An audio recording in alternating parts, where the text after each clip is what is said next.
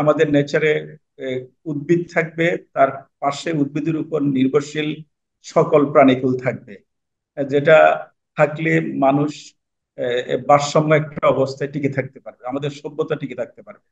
এখন গত কয়েক দশক যাবত আমরা দেখেছি আমাদের একটা নির্দিষ্ট চাহিদাকে মিট করার জন্য আমরা বিদেশি 8-10টা গাছের প্রজাতি দিয়ে সারা দেশকে ভরিয়ে দিয়েছি।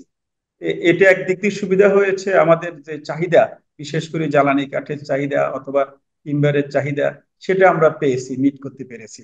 কিন্তু পাশাপাশি পরিবেশের একটা অন্য বড় উপাদান, হ্যাঁ, মানে বিশেষ করে পশু পাখি, ইনসেক্ট, হানি বিজ, বাটারফ্লাইজ, অনেক ধরনের বন্য প্রাণী, হ্যাঁ, তারা কিন্তু তাদের সংখ্যা দিন দিন আস্তে আস্তে কমে গেছে।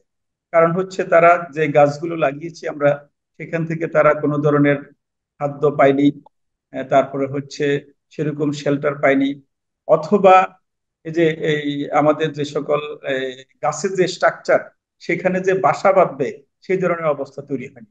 তো ফলে হয়ে গেছে কি, আমাদের এই এই অংশটা, বিশেষ করে পশু পাখির অংশটা অনেকাংশে কমে গেছে।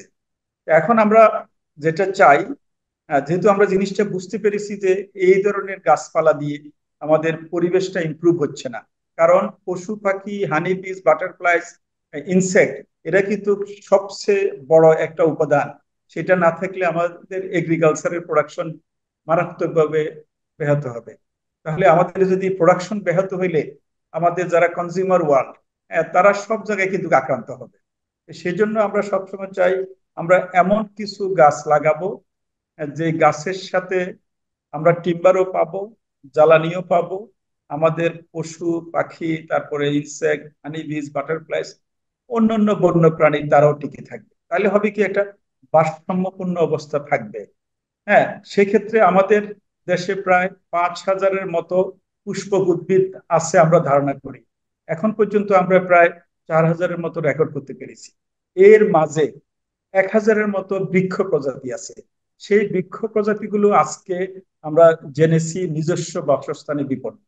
তাহলে আমাদের এই বিপন্ন এবং বিরল যে দেশীয় গাছপালাগুলো, এর মাঝে অনেকগুলো আছে টিম্বারের, অনেকগুলো আছে জ্বালানি কাঠের, অনেকগুলো আছে ওষুধি গাছের, অনেকগুলো আছে শোভাবর্ধনকারী, অনেকগুলো পরিবেশের নানা ধরনের সার্ভিসের সাথে জড়িত।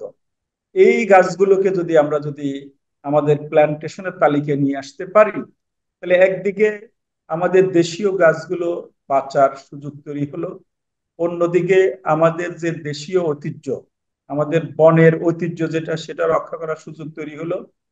আবার বনের সাথে রিলেটেড, এই গাছের সাথে রিলেটেড আমাদের যে বায়োডাইভার্সিটি, বিশেষ করে এনিম্যাল ওয়ার্ল্ড, হ্যাঁ, অর্থাৎ যে সকল এনিম্যাল ওয়ার্ল্ড এই গাছের সাথে রিলেটেড এবং এদের উপরে নির্ভরশীল, তাহলে তারাও বেঁচে থাকার সুযোগ হলো।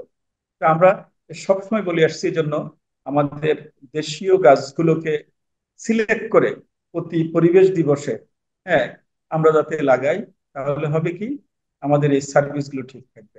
তা না হলে হবে কি, আমরা আকাশমণির বাগান পাচ্ছি, আমরা রাবার বাগান পাচ্ছি, আমরা ইউক্যালিপটাসের বাগান পাচ্ছি, মেহগনির বাগান পাচ্ছি, আমরা রেন্টির বাগান পাচ্ছি, শুধুমাত্র আমরা একটা পারপাসকে সামনে রেখে সেগুলো লাগাচ্ছি।